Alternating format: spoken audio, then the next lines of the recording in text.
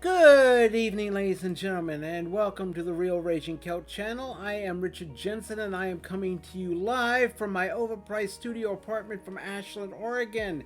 Welcome to Physical Media Saturday. We're going to be talking about a couple of really terrific additions I have to my catalog, not catalog, but my collection. Sorry, a little bit of a brain fart there. Anyway, we're going to be discussing two Arrow 4K sets.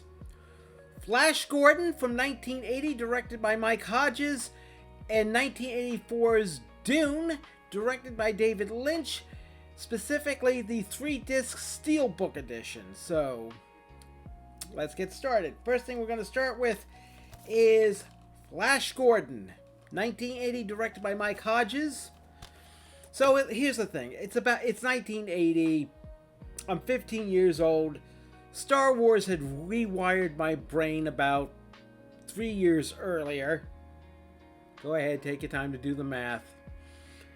So I'm in the pipeline for whatever space-related goofiness that Hollywood studios were ready to throw at me. And I was familiar with Flash Gordon because I had seen the old Buster Crabbe serials on TV, specifically Captain Cosmic and his Robot 2T2 out of KTVU out of San Francisco.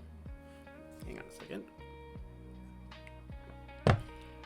In a nutshell, this was a half-hour show played 5 days a week on KTVU. It starred Bob Wilkins, who was the who was both the weatherman at KTVU and the host of the local creature feature show.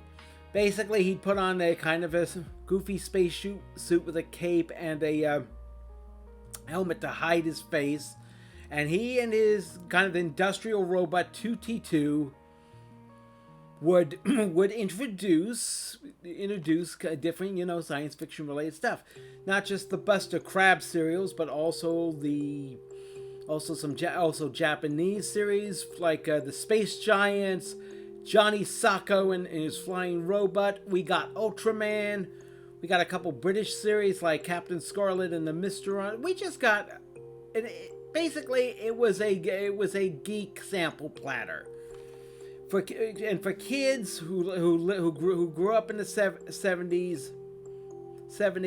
It was one of those defining shows that helped solidify their geekdom. And fun fact, they didn't have decoder rings, but we got little decoder cards in the mail. Mine was the last generation to get a decoder anything. But yeah, if you go on YouTube, look up Bob Wilkins, look up Captain Cosmic, it's worth watching if you're feeling nostalgic or curious. Anyway, the point is, I knew what Flash Gordon was from the serials, so I was kind of in the pipeline to see the movie, and when it finally came to the theater, I was primed, and it did not disappoint. It is everything you want in a big, goofy space opera. Action, daring do, by the skin of your teeth escapes, big laughs, big sets, effects just janky enough to be endearing, and with just the right amount of horny for the jaded teens in the house. All topped up with a now legendary score by Queen. And let me tell you something. If your heart doesn't race a little when you hear that bump bump bump bump bump bump bump bump bump bump bump bump bump flash da-da, then you may want to make funeral arrangements for yourself because you are dead inside. Anyway, the cast is terrific. Sam Jones is a perfectly fine Flash. I mean, he's not the most exciting actor in the world, but in something like this, you need somebody a little dull at the center to offset the craziness around him, and he does square-jaw earnestness well. Melody Anderson is just incredibly adorable as Dale Arden. Topol's in fine form as Dr. Zarkov, and clearly cast for the express purpose of bringing sexy back. You've got Timothy Dalton and Oleana Muti as Prince Baron and Princess Aura. And if you are of the bisexual nature, anytime those two are in the same frame, you're going to be eaten well, if you know what I'm saying. I think you know what I'm saying. I hope you know what I'm saying. I think you know what I'm saying. Anyway. And if you have never heard Brian Blessed as Prince Fulton make a 5-course meal out of the words, "Gordon's alive!" You have missed one of the great wonders of the world. And last but not least, you got Max von Sydow as Ming the Merciless. And he makes Ming an excellent mustache-twirling villain while not indulging in some of the unfortunate Orientalism that was present in previous versions of the character. And it's all directed by Mike Hodges, who is not somebody you would expect to be directing a big, giant, goofy space opera.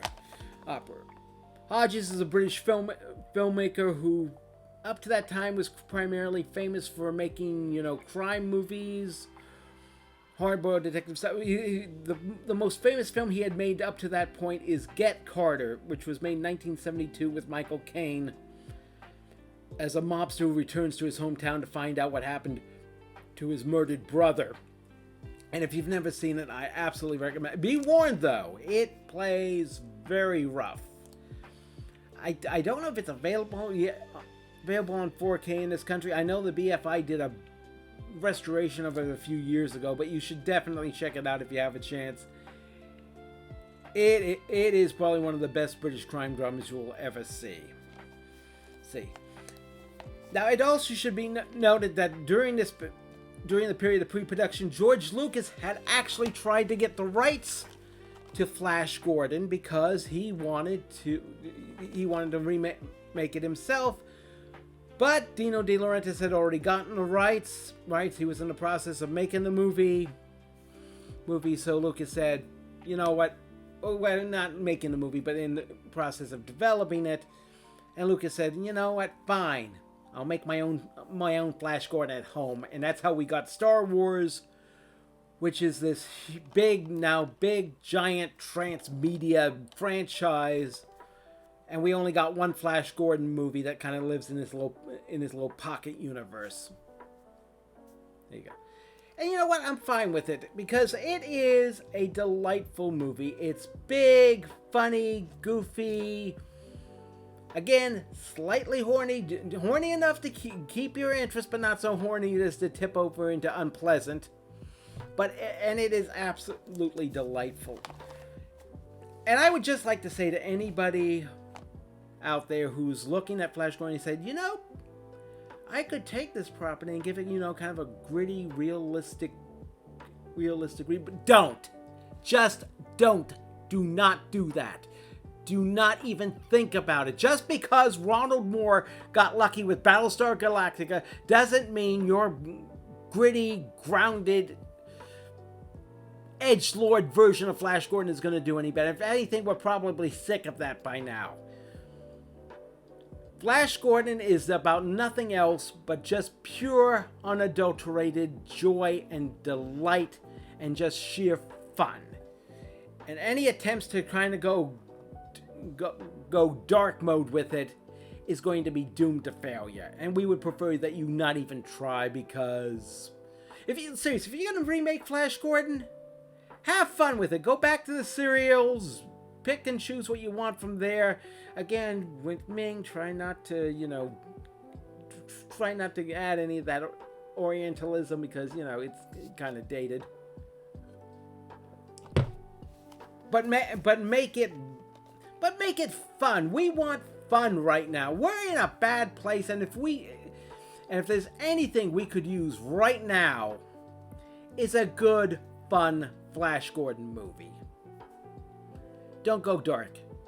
We do not need to go dark with Flash Gordon. Okay, I got that out of my chest. But anyway, now that I've got that out of my system, the 4K is absolutely excellent. It is a beautiful transfer. If you've got a fancy OLED TV, this is a great movie to show it off on. Beautifully shot by Gilbert Taylor, who incidentally also did Star Wars, and with big colorful sets by Daniel Donati, I hope I'm getting his name correct, who was Fellini's production designer for a while. In fact, at one point early in the process, Fellini was going to try to make this. De Laurentiis was trying to get Fellini to make it, which makes sense because Fellini had actually started out as a cartoonist. Okay, very quick segue. During the World War II, American newspapers were banned. So Italian artists were hired to make Italian versions of American comic strips, and Fellini was assigned Flash Gordon. So he would have been a good choice to direct because he was familiar with the material. And also, another fun fact is that for a year, this film was being developed as a project for Nick Rogue.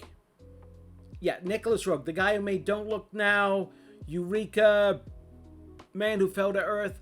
I know what I said earlier about Flash Gordon being a source of fun, but the idea of Nicholas Rogue doing a Flash Gordon movie is eminently fascinating, and one of the extras in this thing is a documentary that talks about the version Nick Rogue would have made, and it sounds kind of wild. Now, I am perfectly happy with the Flash Gordon we got. It is delightful.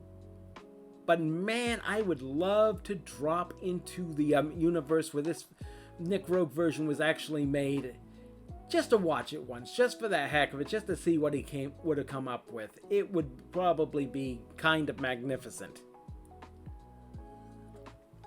As I said before, it's got some really good extras. You got a couple commentary tracks. It's an archival one with Mike Hodges, who shows a lot of pride in the movie. You got Brian Blessed doing a commentary track, and he's just delightful. Anytime you can sit down and get Brian Blessed to talk about Flash or any subject, really, he's a delightful man. You're in for a good time. Let's see what else you got here. You got interviews with Brian May, you got interviews with let's see, poster designer Renato Caruso, behind the scenes of Flash Gordon, archival documentary on the making of the film, archival interviews with Mike Hodges, screenwriter Lorenzo Sempo Jr., comic book artist Alex Ross, Lost in Space, Nick Rogue's Flash Gordon. As I said, that's the documentary I mentioned earlier. It's really, really interesting. I highly recommend it.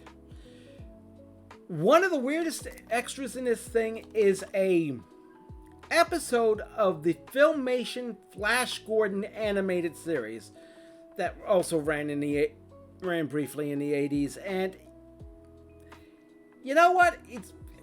I wasn't crazy about it. I know they were co-written by Paul Dini, who is a legend in animation writing, but honestly, this was early in his career and it didn't do anything for me. I was not crazy. Your mileage may vary. You may have a warm spot for it. You may have some nostalgia for it. But I just look at Filmation stuff and it's like, what are they animating on 4s? Because, not my vibe. Filmation's not really my vibe. What are the extras they got in here? They got deleted scenes. They've got a featurette showing showing Hodges reteaming with members of the cast for a reunion in 2015. I believe it's some sort of convention, and people are laughing. They're telling stories. It's delightful, and they've all kept in contact with each other. They're all still great friends, and it's nice, and it's kind of nice to see. Yeah, you've got deleted scenes, Rachel Taylor, Easter eggs, reverse, you know, it's a good stacked edition. Arrow always does a nice job with their extras, so I absolutely recommend this. If you are a fan of Flash Gordon, this is as good as you're going to get it on home video right now. Although there's going to be a problem with that, but I'll get to that later on. Anyway. Next, the Steelbook edition of 1984's Dune, starring Kyle MacLachlan, Sean Young, Patrick Stewart, Wolfgang Peterson. Oh, I'm blanking the guy who. Jordan Park now. I mixed him up with Wolfgang Peterson, who directed. I'm an old man. Occasionally, a synapse is going to misfire. Bear with me. but this is a 3-disc set of this. This was Lynch's, hold up the right side. This was Lynch's third film after Eraserhead and The Elephant Man, and it was his biggest production to date. And it is telling that in his lifetime, he never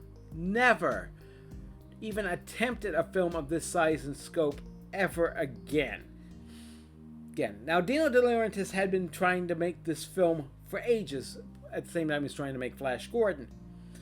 Now, at one point, Ridley Scott was going to make this movie.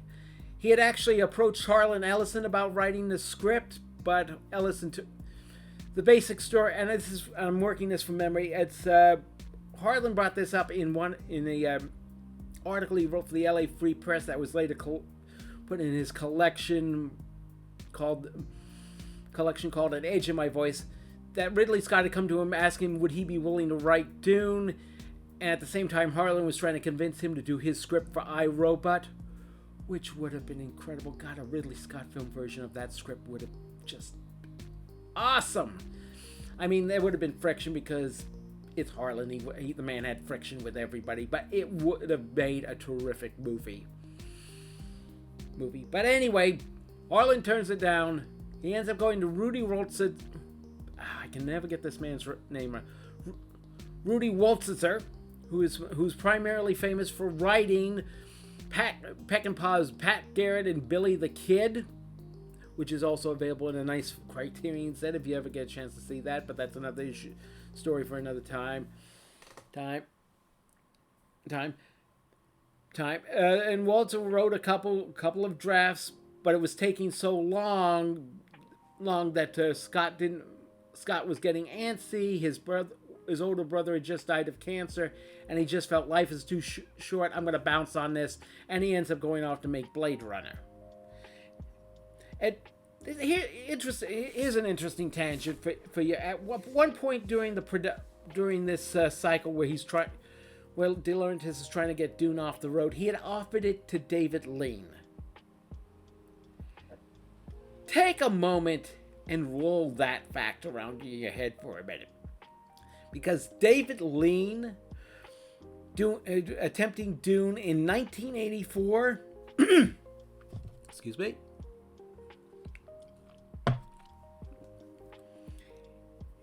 Now, I love David Lean. I am a huge David Lean fan, one of the best to ever do it. But if he had signed on to do Dune, that man would have been in pre-production until the day he died. Because there's no way he would have rolled frame one on a film unless he was absolutely dead sure he could get every shot the way he wanted. And given the technology at the time, and with everything involved, we still would have been waiting. One of his kids would be taking over the film right now as we speak. Actually, I shouldn't be saying that. I forget if Lean actually has any kids, but never mind. The point is, while Lean would have been probably a good fit, and I mean, technically, he kind of made this movie with Lawrence of Arabia, but not quite. But honestly, it's probably best for everyone that Lean passed But anyway, so Lynch takes the job, and he gets the script done, and it's a notoriously difficult production.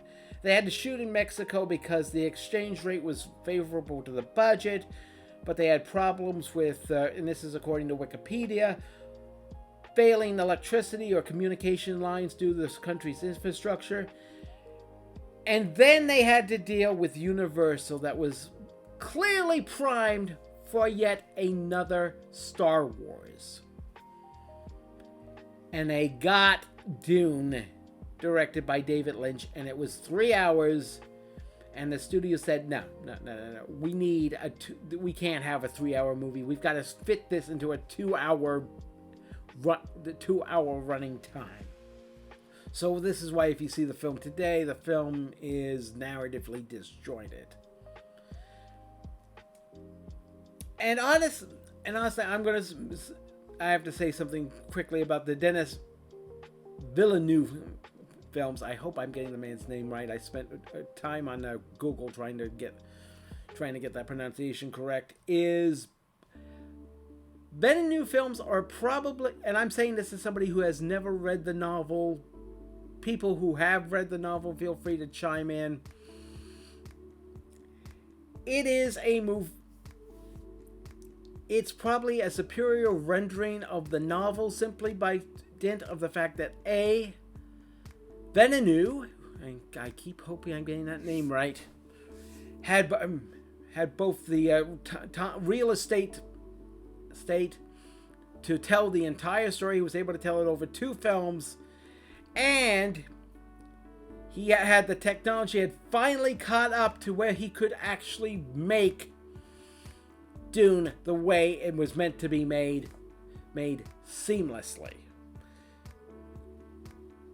I mean, let's be honest that ultimately the Lynch film doesn't quite work for a couple of reasons. One is, as I said, kind of alluded to before, the technology just wasn't there. I mean, there's some impressive effects work going on in this movie, but there are also shots that are just barely on the right side of working. This thing, it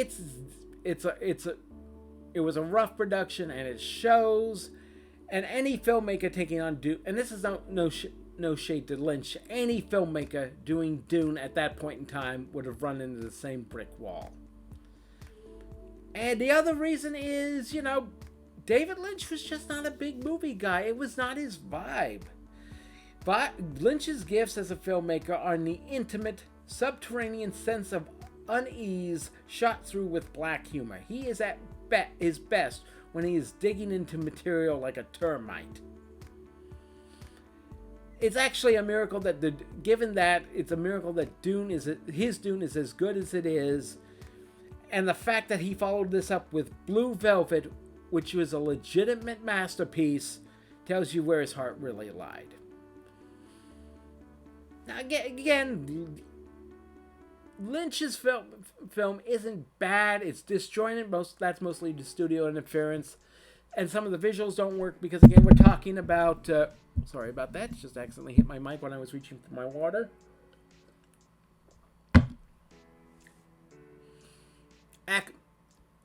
Anyway, as I was, now I've lost my train of thought. Give me a second. Yeah. The technology wasn't there for the effects. And you also have the jankiness of the storytelling due to studio mandated editing. Having said that, it's kind of marvelous to behold. Most of the cast is very good. The only one I have trouble with is Richard Jordan as Duncan Idaho, but that's only because now I have Jason Momoa's performance in my head, and he feels... Again, having not read the novel, I'm assuming he is closer to Duncan Idaho than Jordan was. And Jordan's a fine actor. He's great in Logan's Run. He's really good in Hunt for October, which we talked about a few weeks ago. Good actor, probably not the best fit for that particular character. But you can see what Lynch is trying to do. He's trying to make this giant space epic and trying to make it fit into his own aesthetic. And to the De Laurentiis' credit, they were happy enough to kind of give him his head on it. Now, during this, it should be noted that at the same time he was being offered Dune, George Lucas had offered him Return of the Jedi. And honestly, I'm very glad that Lynch turned Lucas down, because, again, with Dune, the De Laurentiis basically gave him his head, said, "We trust you, do what you want." The real trouble didn't come until post-production when Universal got in, but that we've already talked about that. Lucas, on the other hand, would have micromanaged him within an inch of his life, to the point where Lynch would have screamed at him, "George, if you're so dog determined to make the film this way, why didn't you direct it yourself?" And he would have said it to Lucas while his hands are around his throat. So yeah, we're very lucky that Lynch did decided to do Dune instead of Return of the Jedi. I think that worked out better for everybody involved. And now, again, I'm going to say that I think the then and new films, I keep thinking I'm getting that man's name wrong, are ultimately more successful versions of the stories. There are things about the Lynch film that I kind of prefer. Like the design work in Lynch's Dune is just a little more interesting to me. It's kind of a Rococo / Art Deco / industrial design, whereas with Dennis's films, he definitely embraced kind of a more brutalist architecture. It's just not quite as interesting to me visually as the Lynch version. The scene where Duncan and Paul are leaning up, fighting with swords to try to with the shields. The shields in the Lynch movie have this kind of blocky animated look, which I think is more visually interesting than the kind of prism light thing that they had going on in the new Dune. Again, this is all subjective. Your mileage may vary. And also, I'll be perfectly honest. I think the Hans Zimmer scores work very well in context with the film. For pure listening pleasure, I really prefer the Toto score. I have no answer for that. It's just, as I said, it's all subjective. Your mileage may vary. But again, I don't think Lynch's version of Dune works, but it is a fascinating attempt. It is watching somebody literally trying to will a vision of Frank Herbert's novel onto the screen, given less than optimal resources. Again, it was the best resources at the time. It's just back in 84, pre-digital, it was rough. A lot of the effects work is good, some of it's not so good, or is dated badly. But again, Venue wins in that just by the technology, but it's an insane, crazy attempt to get this film on the screen. I gotta reach a quote. I have a quote here from Pauline Kael. Hang on, let me get the book out. This is from her book, Kiss Kiss Bang Bang. Bang! It's her review of John Huston's film The Bible in the Beginning, and she's talking about directors making super epics, and this specifically has to do with John Huston and David Lean.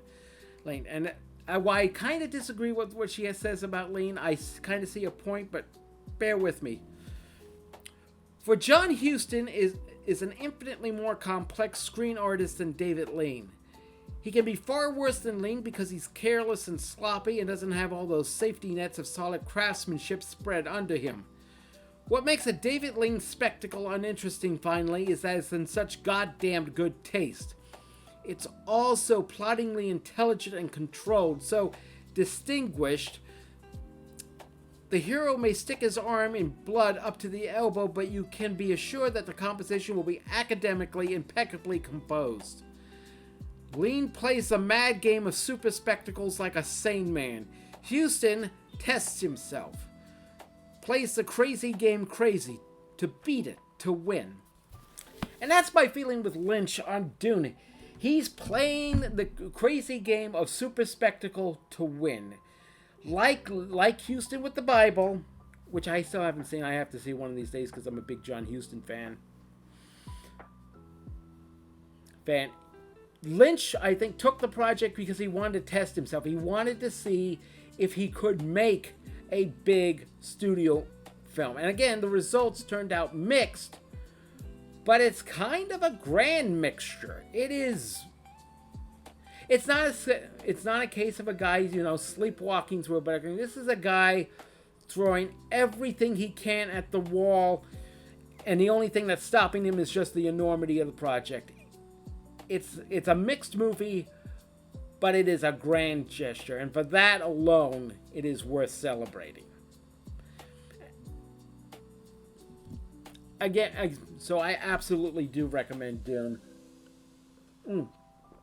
Now, Arrow 4K, obviously, absolutely gorgeous transfer. They always do gorgeous transfer, which is great because the film was beautifully shot by Freddie Francis, who had worked with Lynch previously on The Elephant Man. It is it is, again, if you got an OLED screen at home, go ahead, and this is one you want to use just to test that puppy out and show off your friends. Anyway, it's loaded with tons of extras. You got commentary tracks by film historian Paul M. Salmon, commentary track by Mike White, not the writer-director of The White Lotus, but the Mike White who runs a podcast called The Projection Booth. That's a really good track. You've got Impressions of Dune, a 2003 documentary on the making of the film. It includes interviews with Kyle MacLachlan, Raphael De Laurentiis, Freddie Francis, Anthony Gibbs, the editor. You've got various featurettes on the production designs, the miniatures, the special effects, costumes. Got a bunch of deleted scenes. You've got a Destination Dune, a 1983 featurette originally used to promote films at various conventions. And you got your theatrical trailers and TV spots. The third bonus disc, this is where some of the good stuff is. They have a documentary about the merchandising of Dune. Universal thought they were going to have another Star Wars on their hands, and had actually tried to make a bunch of merchandise for kids for David Lynch's version of Dune, which is almost as insane an enterprise as actually making the damn movie itself. I've seen this, and some of the toys and the action figures are just, they have a coloring book. There is actually in existence in the world a Dune coloring book. The 80s were wild, fam. They really were. Anyway, you also got interviews with makeup effects artist Gianni Di Rossi, production coordinator Golda Offenheim, Paul Smith, who most of you know probably as Bluto from Robert Altman's Popeye. He's in this movie. I forget the name of the character he plays, but you can see him. Big guy, huge guy. And makeup effects artist Christopher Tucker. This is a stacked disc with a stacked collection of extras. It is a really great addition to your 4K collection if you can get your hands on it. And this is the sad part of it, is that both this and Flash Gordon are currently out of print. Blu-ray editions are available at the Arrow website, but if you want the 4Ks, you're going to have to do some truffle hunting on eBay, and honestly, at this point, those things are pricey as hell. Anytime you go looking for an out-of-print limited edition Arrow, expect to pay some big bucks. But you got the extra cheddar cheese for it, man. Go for it, because, as I said before, these are great additions to your library. I cannot recommend them highly enough. Well, anyway, that is it for this edition of Physical Media Saturday. Thank you all for joining me. Don't know what I'm going to be talking about next week. I'll figure that out later. In the meantime, tomorrow night, 8 o'clock, we're going to be doing another Borderlands 4 play stream. And then starting next week, we are going to be playing Bethesda's Starfield. Yep, it's coming to the PS5, and I'm getting that thing, and I've already got it pre-ordered. It'll load up on Tuesday. I'll have a chance to check out the mechanics before starting fully in on Thursday, starting at 6 o'clock. Full schedule will be up on the page either tomorrow or Monday. Thank you all for joining me. Have a terrific evening, and I hope you've enjoyed hearing me rattle on about movies, 4Ks, and everything. Have a good evening. Be good to yourselves. We're all we have.